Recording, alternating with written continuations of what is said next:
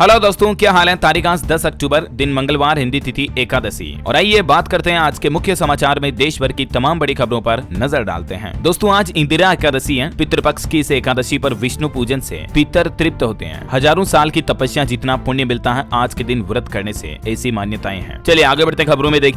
एशियाई खेलों में भारत के नाम कुल 107 पदक मिले। पीएम मोदी आज उन सभी एथलीटों से मुलाकात करेंगे, बातचीत करेंगे। आज 10 अक्टूबर को तकरीबन शाम 4:30 बजे नई दिल्ली के मेजर ध्यानचंद स्टेडियम में एक कार्यक्रम का आयोजन होगा और इस दौरान पीएम एथलीट्स को बधाई भी देंगे। चलिए बड़ी खबर है। भारतीय स्टेट बैंक एसबीआई ने हरित पहल के लिए कर्ज लेने पर विशेष छूट देने की घोषणा की है। भारतीय स्टेट बैंक एसबीआई के चेयरमैन की तरफ से ये बात की जानकारी भी दी गई। हरित पहल के लिए विशेष छूट का मतलब ये हो गया, बैंक से लोन लेने के बाद जोखिम स्तर पर आकलन भी किया जा रहा। बैंक चेयरमैन का कहना है कि जलवायु जोखिमों को कम करने और टिकाऊ वित्त पोषण के लिए 33 लाख करोड़ रुपए के पोर्टफोलियो के कार्बन फुटप्रिंट को मापा जा रहा है। कुल मिलाकर बैंक का मेन मकसद है पर्यावरण को बचाने के लिए कोई कंपनी या इंडिविजुअल इस योजना के तहत लोन लेता है तो छूट दी जाएगी। और वहीं देखिए, एचडीएफसी बैंक की तरफ से भी एमसीएलआर में बढ़ोतरी कर दी है। इसके चलते जिन भी लोगों ने एचडीएफसी से होम लोन लिया हुआ उनकी हर महीने की किस्त ईएमआई बढ़ जाएगी। एमसीएलआर में 10 बेसिक पॉइंट यानी कि 0.10% की बढ़ोतरी की गई है। और इस बढ़ोतरी के बाद जो पहले एमसीएलआर 8.50 था वो बढ़कर 8.60% हो गया। इसी तरह से अलग अलग टाइम पीरियड के अकॉर्डिंग भी आप देख सकते हैं। चलिए अगली बड़ी खबर दोस्तों, स्विस बैंक ने भारत सरकार से साझा किया खाता धारकों का डेटा। टैक्स चोरी, मनी लॉन्ड्रिंग करने वालों की अब खैर नहीं। दरअसल भारत को स्विस अकाउंट डिटेल्स का 5वां सेट मिल चुका है, जिसमें नाम, पते से लेकर अकाउंट बैलेंस तक की जानकारी लिखी हुई है। और सरकार इस डेटा का इस्तेमाल मनी लॉन्ड्रिंग की जांच के लिए करेगी, जिससे कि भविष्य में भारत से विजय माल्या, नीरव मोदी जैसे लोग भाग नहीं पाए। चलिए खबर है दोस्तों, एक रिपोर्ट आ रही, त्योहारी सीजन में 75% तक बढ़ सकती है 5G स्मार्टफोन की बिक्री। और वहीं चुनावों की तारीखों की घोषणाएं हो चुकी हैं और इसके साथ ही चुनाव आयोग की तरफ से इस बार कुछ नए नियम भी लागू किए हैं। देखिए आप, चुनाव में व्यय करने की सीमा में बढ़ोतरी की गई है। अब उम्मीदवार 40 लाख रुपए तक खर्च कर पाएंगे। पहले 2018 की विधानसभा चुनाव में उम्मीदवारों को 28 लाख रुपए एक्सपेंस यानी कि खर्च करने की अनुमति थी, लेकिन इस साल 2023 के लिए ये बढ़ोतरी की गई है, जिसमें सभी तरह के खर्चे आ गए। पानी की बोतल, चाय नाश्ता समेत भोजन की थाली, अतिथियों की खातिरदारी, माला वगैरह सब कुछ है ना। अच्छा, इसके अलावा एक और बड़ा फैसला, दागी और क्रिमिनल बैकग्राउंड वाले प्रत्याशियों के लिए ईसी यानी कि इलेक्शन कमीशन ने नया फरमान जारी किया है। अब उनको ये काम करना पड़ेगा। दरअसल इससे जुड़े भी चुनाव आयोग की तरफ से नई गाइडलाइंस जारी की गई है, जिसके मुताबिक अब से क्रिमिनल बैकग्राउंड वाले प्रत्याशियों को कम से कम 3 बार लोकल स्तर पर न्यूज़पेपर में अपना क्रिमिनल बैकग्राउंड का ब्यौरा पब्लिश कराना अनिवार्य होगा। और साथ ही जिस राजनीतिक दल ने ऐसे दागी कैंडिडेट को टिकट दिया है जो कि आपराधिक प्रवृत्ति का है, उन्हें भी ये बताना होगा कि क्या क्रिमिनल बैकग्राउंड के अलावा उनके पास कोई दूसरा कैंडिडेट नहीं था। यानी ये बात वोटर्स को पॉलिटिकल पार्टियों के द्वारा बतानी पड़ेगी और सभी राजनीतिक दलों को चुनावी खर्च का ब्यौरा भी चुनाव आयोग को देना पड़ेगा। ये कुछ नई गाइडेंस जारी की है चुनाव आयोग की तरफ से। कल ही आपको पता होगा, मध्य प्रदेश, राजस्थान, छत्तीसगढ़ समेत देश के 5 राज्यों में चुनाव की तारीखों की घोषणा की गई और उसी के साथ ही ये कुछ बड़े ऐलान भी किए गए। ऐसे में बीजेपी और कांग्रेस के 2024 लोकसभा चुनाव से पहले विधानसभा के आखिरी दौर में दिलचस्प मुकाबले के लिए बीजेपी कांग्रेस तैयार है। कुछ तारीखों के हाईलाइट्स देख लीजिए फटाफट से। 5 राज्यों में चुनाव नवंबर में हो जाएंगे और नतीजे 3 दिसंबर को आएंगे। मध्य प्रदेश में 17 नवंबर को, राजस्थान में 23, छत्तीसगढ़ में 7 और 17 दोनों दिन वोटिंग होगी, 2 चरणों में होगी मतलब। इसके अलावा मिजोरम में 7 नवंबर को, तेलंगाना में 30 नवंबर को वोटिंग होगी। वोट खत्म होने के बाद 27 दिन में वोटिंग से काउंटिंग और रिजल्ट सभी विधानसभा चुनाव के एक साथ 3 दिसंबर रविवार को घोषित कर दिए जाएंगे। चुनाव की तारीखों की घोषणा के तुरंत बाद ही 3 राज्यों में भारतीय जनता पार्टी ने अपने 162 प्रत्याशियों का ऐलान भी कर दिया है। राजस्थान के 41 नामों में 7 और छत्तीसगढ़ के 64 में से 3 सांसद और मध्य प्रदेश के 57 उम्मीदवार तय किए गए हैं। 3 राज्यों में भाजपा के प्रत्याशी कुल संख्या में आप देख सकते हैं। राजस्थान विधानसभा चुनाव में बीजेपी ने 41 उम्मीदवारों की लिस्ट जारी की, जिसमें दिया कुमारी, राज्यवर्धन सिंह राठौड़ समेत 7 सांसद शामिल हैं। और भाजपा ने छत्तीसगढ़ चुनाव के लिए भी 64 उम्मीदवारों की लिस्ट जारी की। पूर्व मुख्यमंत्री रमन सिंह राजनांदगांव सीट से मैदान में उतरेंगे। एक्सपर्ट का यह कहना दोस्तों कि 2018 के मुकाबले इस बार तेजी में है चुनाव आयोग। एक तो चुनावी पार्टियों को प्रचार के लिए भी 27% कम वक्त दिया। हालांकि एक्सपर्ट का यह मानना है कि इससे बीजेपी को फायदा होगा। और वोटर्स के लिए भी चुनाव आयोग ने एक गुड न्यूज दी है। वोटर लिस्ट में चेंज कराने के लिए अब आपको 45 दिन का टाइम मिलेगा। आप अपने वोटर आईडी कार्ड में किसी भी तरह का बदलाव करना चाहते हो, आपके नाम, पते से लेकर फोटो, मोबाइल नंबर वगैरह, तो अब आप 17 अक्टूबर से 30 नवंबर के बीच ये अपडेट करा सकते हैं। इसके लिए BLO door to door campaign भी चलाएंगे और साथ ही पोलिंग स्टेशन पर, वोटर हेल्पलाइन मोबाइल ऐप पर या फिर चुनाव आयोग की ऑफिशियल वेबसाइट पर भी आप ये बदलाव करा पाएंगे। हालांकि अब आपको कहीं ऑफिसों वगैरह के चक्कर काटने की कोई जरूरत नहीं पड़ेगी। वोटर आईडी कार्ड भी अगर आपका बनवाना है तो भी घर बैठे ही आप अप्लाई कर पाएंगे। इस बार कंप्लीट प्रोसेस को ऑनलाइन कर दिया चुनाव आयोग की तरफ से। सकते हैं। इलेक्शन कमीशन ऑफ इंडिया की ऑफिशियल वेबसाइट पर जाकर के simply national voter service portal पर क्लिक करना है और उसके बाद कुछ और सिंपल स्टेप्स को फॉलो करके, जो कि आप स्क्रीन पर देख सकते हैं, आप अपना voter ID card online apply कर पाएंगे। और एक नई पहल इस बार के चुनाव में पहली बार मिलेगी आपको, बुजुर्ग और दिव्यांग मतदाता जो है ना, उन्हें घर बैठे मतदान करने की सुविधा मिलेगी। वोट फ्रॉम होम, जैसे वर्क फ्रॉम होम होता है ना, वैसे ही बुजुर्गों को और दिव्यांग लोगों को घर से ही वोट डालने की फैसिलिटी भी मिलेगी इस बार के चुनाव में। पहली बार देश में चुनाव आयोग की तरफ से ये नया विकल्प भी दिया जा रहा, जिसमें बुजुर्ग, दिव्यांग, असहाय लोग घर बैठे मतदान कर पाएंगे। इसके लिए चुनाव आयोग की तरफ से विशेष व्यवस्थाएं की जाएगी। ठीक है, तो ये तो कुछ चुनावी माहौल को लेकर अपडेट चल रहे हैं, मैंने आपको एक साथ बता दिया सब कुछ। और इन सब के साथ ही एक महत्वपूर्ण अपडेट ये भी रह जाता है कि चुनावों की तारीखों की घोषणा के तुरंत बाद ही सी वोटर का एक ओपिनियन पोल जारी हुआ, जिसमें मध्य प्रदेश, छत्तीसगढ़, तेलंगाना में किस किस की सरकार बन सकती है। देखिए आप, सर्वे के मुताबिक इन 3 राज्यों में कांग्रेस की सरकार बन सकती है। इस बार राजस्थान में फिर से भाजपा को सत्ता मिल सकती है और मिजोरम में हंग असेंबली के आसार हैं। ये ओपिनियन पोल के अलग अलग राज्यों के नतीजे भी आप देख सकते हैं स्क्रीन पर, जिसमें कांग्रेस, बीजेपी, बीएसपी और अन्य पार्टियों को कितनी कितनी सीटें मिल सकती हैं किस किस राज्य में। ओके, और चलिए अगली बड़ी खबर देखिए। राहुल गांधी बोले कांग्रेस शासित राज्यों में होगी जातीय जनगणना, CWC में सर्वसम्मति से फैसला हुआ है। खबर है, गृह मंत्री अमित शाह कल मंगलवार को तेलंगाना राज्य का दौरा करेंगे। यहां आदिलाबाद में जनसभा को संबोधित भी करेंगे और तेलंगाना के मुख्यमंत्री भी आने वाली 15 अक्टूबर को विधानसभा चुनाव के लिए घोषणा पत्र जारी करेंगे, चुनावी रैलियों को संबोधित भी करेंगे। खबर है दोस्तों, दिल्ली उच्च न्यायालय यानी कि दिल्ली हाईकोर्ट 11 अक्टूबर से अपनी अदालती कार्यवाही को वेबसाइट पर लाइव प्रसारण करेगा। सीधा लाइव टेलीकास्ट किया जाएगा कोर्ट के हर केस की सुनवाई को। आप दिल्ली हाईकोर्ट की वेबसाइट पर देख पाएंगे लाइव अपडेट, कल से ही है ना। अच्छा, खबर है, स्विगी से खाना पीना ऑर्डर करना अब सस्ता होगा, क्योंकि Swiggy one light membership 99 rupees में लॉन्च हुई, जिसमें आपको 3 महीने तक कई बेनिफिट मिलेंगे मेंबरशिप सब्सक्रिप्शन के,